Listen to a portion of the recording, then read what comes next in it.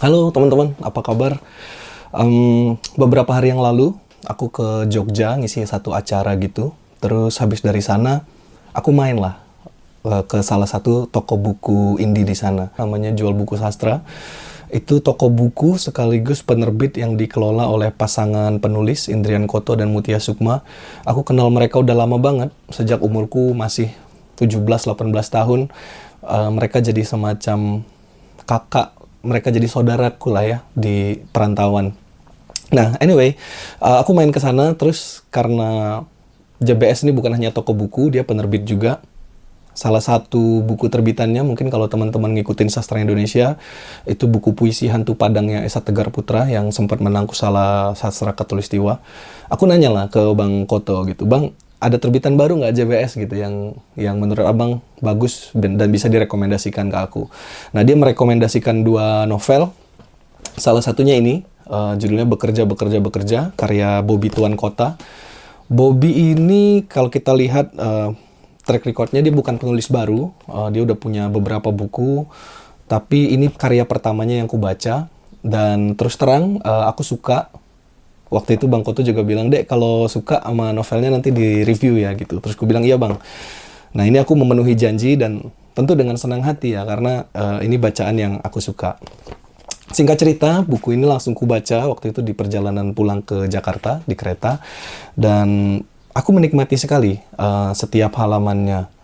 Padahal mungkin kalau orang lihat materi promosi di belakangnya, ini orang bingung ini ngapain baca cerita tentang pegawai PLTD ya, pembangkit listrik tenaga diesel, di sebuah pulau terpencil namanya Pulau Tahanusa, sekitar sekian jam perjalanan laut dari Ambon ya. Aku sempat ngecek beneran ada nggak pulau ini, tapi nggak ada yang menyatakan ada pulau terpisah gitu ya, Pulau Tahanusa. Asumsiku memang ini pulau yang fiktif ya. Terus terlepas dari itu, aku suka banget bagaimana cerita di dalam buku ini dituturkan ya. Novel ini ditulis dengan kesadaran terhadap bentuk ya. Semua digambarkan dengan terampil, dengan luwes, dan repetitif ya, berulang. Nah, ini juga menjadi salah satu motif yang penting di dalam cerita ini. Bagaimana repetisi dan eksposisi teknis yang disampaikan seperti SOP atau Standard Operational Procedure menjadi tulang punggung dari keseluruhan cerita Bekerja ini. Sangat rinci dan membuatku banyak berpikir ulang juga ya tentang pengalaman ketika aku hidup di luar Pulau Jawa. Mungkin teman-teman yang tinggal di luar Pulau Jawa sangat familiar sama pengalaman pemadaman listrik bergilir. Aku sendiri semasa tinggal di Bangka sering sekali, 2 hari sekali gitu listrik mati. Dan itu membuatku jengkel dan memaki-maki lah gitu. Kayak kurang ajar nih PLN, lain sebagainya gitu. Nah, pengalaman itu teringat kembali ketika aku membaca novel ini. Warga di Tahanusa itu jengkel sekali. Kenapa sih listrik mereka nih mati melulu gitu ya? Padahal mereka misalnya kerja sebagai nelayan atau sebagai pedagang ikan yang bergantung sama cold storage gitu ya, sama penyimpanan dingin yang butuh listrik. Tapi karena listriknya naik turun, mereka jadi rusak alatnya atau alatnya tidak berfungsi dan ikannya jadi rusak. Sehingga level kemarahan warga ini udah memuncak lah. Nah, persoalannya kenapa sih listrik di Tahanusa ini bermasalah terus? Sebagai pembaca novel, kita diberitahu di sini bahwa mesinnya itu dari 4, ada 1 yang rusak. Nah, hanya dengan 3 mesin, mereka nggak mampu menanggung beban puncak ya istilahnya. Nggak mampu menanggung keseluruhan kebutuhan listrik di Pulau Tahanusa. Tapi berapa kali pun mereka mencoba menjelaskan, semacam informasi itu tidak sampai gitu kepada warga gitu. Kampung manapun yang kebagian jatah listriknya dipadamkan akan merasa dianaktirikan, lalu marah dan lain sebagainya. Sementara kondisi yang mengunci situasi ini ya mesin rusak, mau gimana. Dan ada krisis leadership ya di PLTD itu. Manajernya namanya Pak Mur, itu dia dengan alasan butuh beli spare part di mesin yang rusak itu, dia pergi ke kota yang lebih besar. Dia ke Ambon, ke PLN cabang di sana. Nah, kalau si PLTD Tahanusa ini statusnya ranting ya. Tapi masalahnya transportasi di sana kan unpredictable ya. Kadang kapal itu datang sesuai jadwal, kadang karena faktor cuaca dan lain sebagainya, jadi nggak ada. Jadinya lama nih si manajer di Ambon. Dan selagi ada kekosongan kepemimpinan di PLTD itu, yang menggantikannya adalah seorang karyawan muda namanya Faisal. Nah, sepanjang novel kita mengikuti sepak terjang Faisal. Menurutku dia pegawai yang kompeten, pegawai yang juga punya perasaan ya terhadap bawahan-bawahannya, itu dia pikirkan kesejahteraannya, terus juga dia care sama mereka. Dia berusaha mengambil keputusan terbaik di setiap situasi.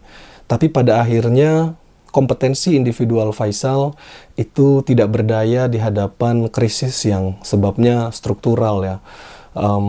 Masalah yang terjadi pada 2 hari selama kita mengikuti kisah novel ini bukanlah masalah yang baru timbul hari itu aja, tetapi masalah yang sudah ditumpuk selama bertahun-tahun.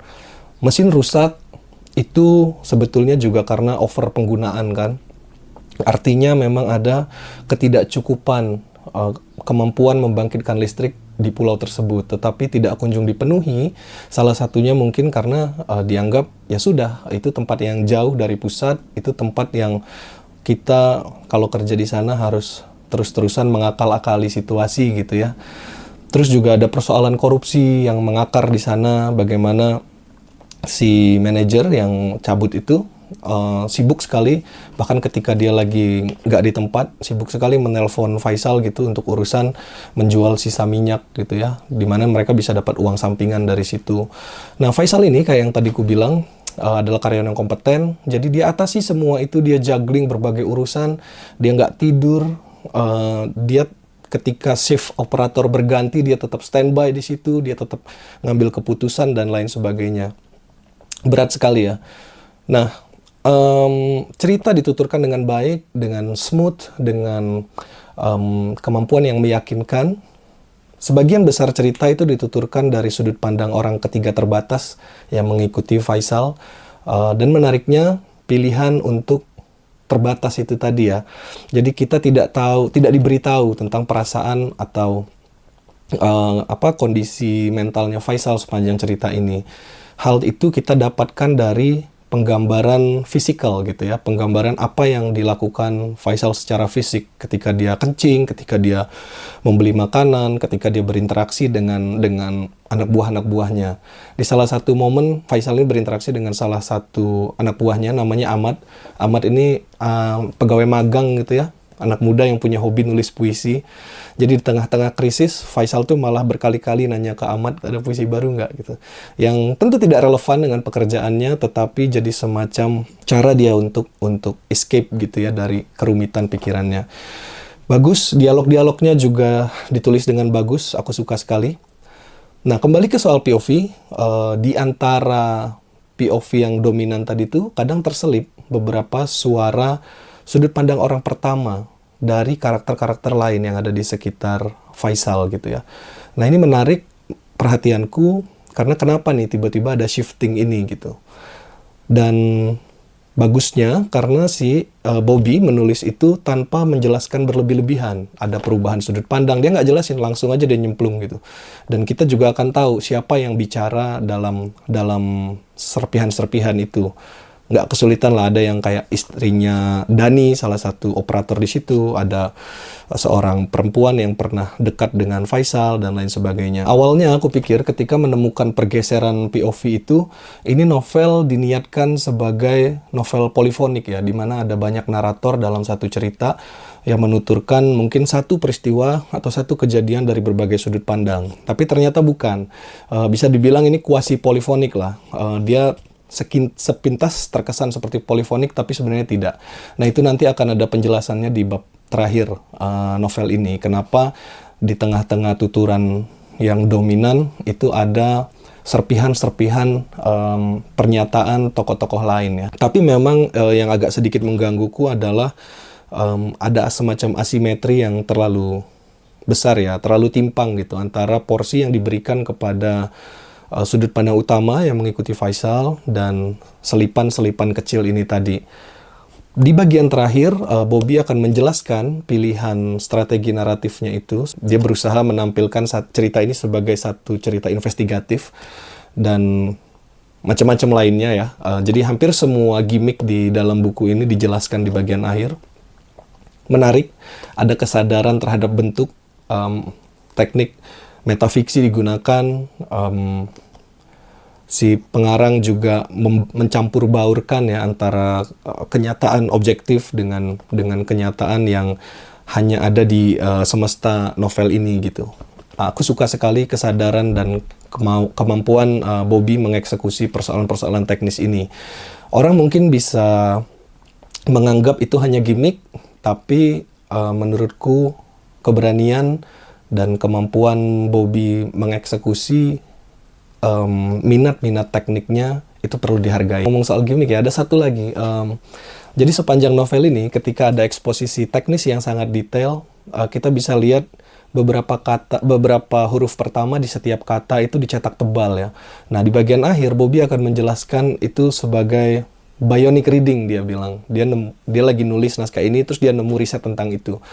Nah, aku penasaran kan, jadi aku coba cek beneran ada atau hanya karangan Bobby. Ternyata beneran ada. Ada beberapa hasil riset yang bereksperimen dengan teknik pencetakan kayak gitu ya. Apakah benar bisa mempermudah pembaca untuk membaca, untuk memahami teks yang rumit gitu. Dan ada hasilnya gitu, sebagian besar menunjukkan bahwa bionic reading ini lebih semacam eksperimentasi desain visual aja yang tidak punya dampak signifikan ya terhadap kecepatan atau kedalaman pemahaman orang atas teks. Tapi anyway, itu juga gimmick yang menarik lah buatku. Singkat aja, jadi ini novel yang aku suka. Selamat buat Bobby, sudah menulis karya yang menarik. Dan teman-teman lain yang pengen baca, aku juga rekomendasikan, silakan dicoba. Karena pada akhirnya cerita ini berhasil merepresentasikan ya dari satu kisah yang lingkupnya kecil di PLTD Ranting, dia bisa juga tapi merefleksikan dunia yang lebih besar, pengalaman pekerja yang lebih universal gitu ya. Kayak yang tadi ku bilang bahwa pada akhirnya kompetensi individual itu seringkali dikalahkan oleh persoalan struktural gitu. Menarik sekali. Dan judulnya ya, bekerja ini tidak hanya merepresentasikan kerja di PLTD Tahanusa yang tidak kunjung usai tadi, bukan hanya pekerjaannya Faisal, tapi juga pekerjaan kita semua sebagai kelas pekerja di Indonesia.